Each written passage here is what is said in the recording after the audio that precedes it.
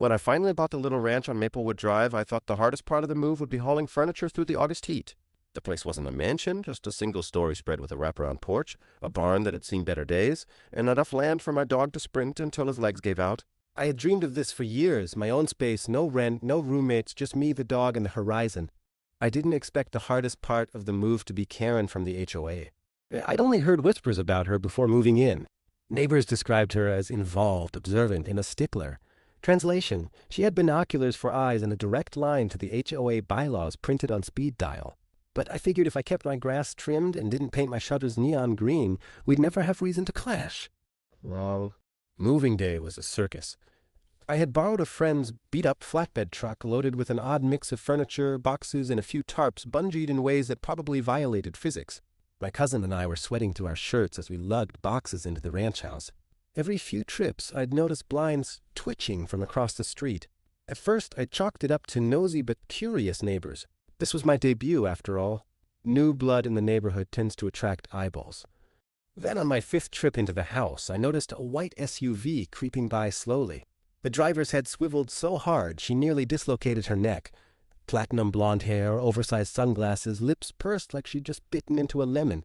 She drove past once, twice, then parked diagonally across the street and stayed put, scribbling in a little notebook. My cousin muttered, "That's got HOA written all over it." We laughed. Then the sirens came.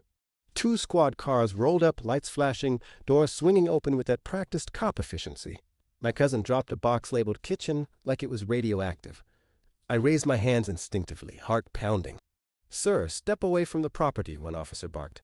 I tried to explain, but my voice came out somewhere between a squeak and a croak. "This is my property. I live here." Behind the officers, Karen herself emerged from her SUV, arms crossed in righteous victory. "That's the thief," she declared, pointing directly at me like she was unveiling a murderer at a town hall meeting.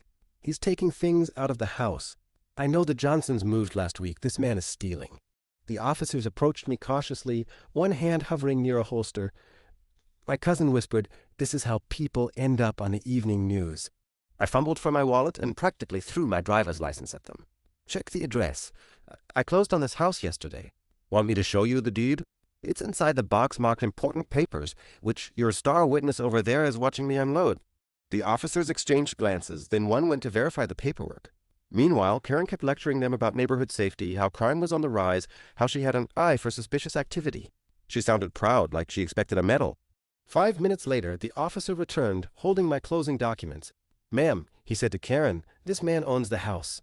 Karen blinked rapidly, as if the universe had personally betrayed her. Well, how was I supposed to know? He didn't look, he didn't act, like a homeowner. Not with that truck. The officer gave her a look sharp enough to slice through her manicure. "Next time, maybe ask before you call 911.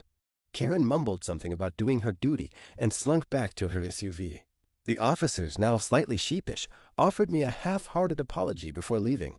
The neighborhood, of course, had gathered during all this. I could feel eyes burning into me from porches and sidewalks. By the time the police cars drove away, I wasn't just the new guy on Maplewood Drive. I was the guy Karen called the cops on. Later that evening, while unpacking, I found a flyer on my porch. HOA meeting next Thursday. Attendance encouraged. I laughed until my stomach hurt. Of course I was going to attend. If Karen was going to introduce me to the community like that, I might as well make a proper entrance. In hindsight, the whole ordeal was almost funny, if you ignored the part where my heart nearly exploded from panic. I guess moving into a new neighborhood means more than unpacking boxes. You also have to unpack reputations, grudges, and whatever version of neighborhood order the local Karen has sworn to defend. But I'll say this, the ranch is worth it. Every time I sit on that porch and watch the sun dip behind the trees, I remind myself, I own this view. Karen can clutch her clipboard all she wants. This is my home now.